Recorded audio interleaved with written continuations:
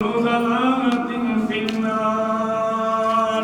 أعوذ بالله من الشيطان الرجيم. بسم الله الرحمن الرحيم.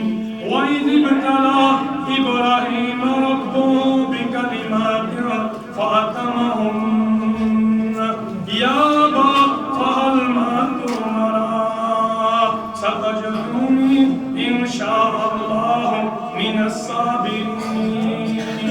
اللهم صل على محمد وعلى آل محمد كما صليت على إبراهيم وعلى آل إبراهيم إنك حميد مجيد. اللهم بارك على محمد وعلى آل محمد كما باركت على إبراهيم وعلى آل إبراهيم إنك حميد مجيد. آمين يا رب العالمين. بے شمار موقع پر ایک بہترین موقع پر ہمیں مسجد کے اندر جمع ہونے کی توفیق دی اور بے شمار درود و رحمتین کے اندر اپنے گناہ کی مغفرت کے لیے آئے. ایسا نہ ہو کہ ہم واپس گناہ لے کے چلے جائیں، مگر خاص کر مسجد، درسگاہ، بنات، ان چیزوں کا خاص خیال رکھنا لازمی ملزوم ہے، کیونکہ خوشی کا مقام اور یہ خوشی کا مقام کیا ہے؟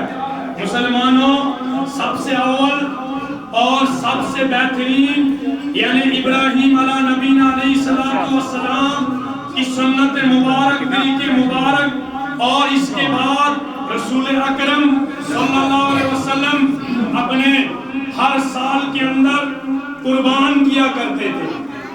جس طرح میں نے آپ کو رات بھی پیش کیا خطبہ جمعہ کے اندر، اور یہ سنت مبارک جو رسول اکرم صلی اللہ علیہ وسلم، مگر اول جو مقصد نمودا 10 ذی الحجہ کا سب سے اول عمل وہ نماز کے بعد قربان. مگر یہ قربان کیا ہے؟ اس کا معاملہ کیا ہے؟ اس کا مسائل کیا ہے؟ کیونکہ ابراہیم علیہ نبینا علیہ السلام اللہ کی طرف سے بڑی آزمائش ہے، رب کی طرف سے بہت بڑی آزمائش کے اندر مبتلا ہوا. جب ہم تاریخ کا مطالعہ کرتے ہیں، جب ہم قرآن کریم کھولتے ہیں اور تمام انبیاء علیہ السلام اور ان میں سے جب ہم خلیل الرحمن علیہ نبینا علیہ السلام کی تاریخ کا مطالعہ کرتے ہیں، رب نے اس کو بڑی آزمائش کے اندر مبتلا کیا. ایک آزمائش، اس کا باپ ابا یعنی باپ عازر تھا، بت بنانے والا، مگر شرک توحید تمام انبیاء یہی دعوت دیتے ہوئے آئے، قولو لا الہ الا اللہ. یہی ہمارا مقصد، یہی ہمارا مدعا ہے. ہر معاملے کے اندر عقیدہ توحید سب سے بڑا فضل ہے مسلمانوں. مگر ابھی انشاءاللہ جس کو رب توفیق دے گا وہ اپنا جانور کاٹے گا، وہ اپنا جانور ذبح کرے گا، مگر سب سے پہلے کیا پڑھے گا؟ وہ ان الصلاۃ، اے میری نماز، ونسکی، اور میری قربانی، اور میری موت، میرا زندہ، یہ تمام کی تمام چیزیں للہ حضرت اللہ. اور یہی مقصد، یہی دعا. اگر اتنا پڑھنے کے بعد پھر بھی ہم نے شرک کے اندر مبتلا ہوئے، بارش دینے والا اور کسی کو پکارا، اولاد دینے والا اور کسی کو پکارا، اور یعنی رزق دینے والا اور کسی کو پکارا، پھر ہمارا یہ مشن فیل ہونے والا، پھر ہماری یہ قربانی اور یہ مقصد مدعا. کیونکہ ہم جب ذبح کریں گے انشاءاللہ، مگر پہلے مولوی صاحب کو دعوت دی جائے گی، وہ پڑھے گا انی وجہت وجہی للذی فطر السماوات والارض حنیفا وما انا من المشرکین، اور ان الصلاۃ نسکی ومحیا ومماتی للہ رب العالمین. میری نماز، میری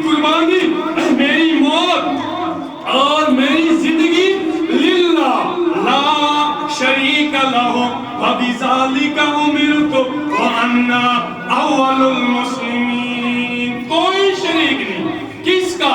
رب کا۔ یہی پکار ابراہیم علیہ السلام دیتے رہے، اپنے باپ سے کہتے رہے، اے ابا جان، جو آپ بت بناتے ہو، جو آپ بت تراشتے ہو، ان کا کوئی بھی کام نہیں، یہ دنیا کے اندر کوئی بھی سازگار نہیں۔ حالانکہ ان میں سے جو یہ بڑا بت بنایا تھا، یہ خلیل الرحمن علی نبینا علیہ السلام توڑ دیتے۔ جب واپس ابا جان آئے اور دیکھا یہ کیا معاملہ ہے، کہا ابراہیم علیہ نبینا علیہ السلام، یہ کیا یہ تو نے کیا؟ کہا ابا جان میں نے نہیں، یہ ان شاگردوں کا کام ہے، ان چھوٹے بتوں کا کام ہے، انہی نے اپنے استاد کو مار ڈالا۔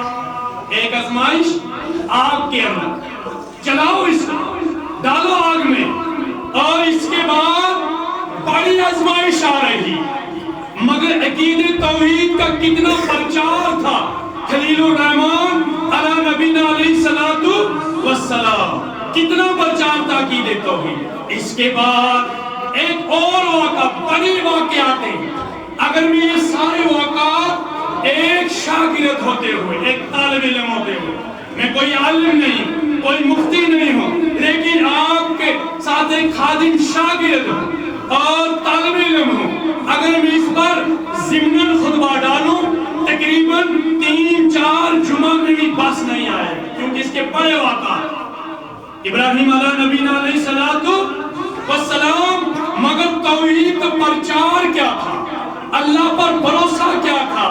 اس کے بعد وقت کے نمرود نے، اور اس کے پاس راشن کا ڈپارٹمنٹ، راشن اپنے ہاتھ میں، اور کہا کہ جو آج مجھے مانے گا نعوذ باللہ رب، میں اس کو راشن دوں گا، جو مجھے انکار کرے گا میں اس کو راشن دینے والا نہیں۔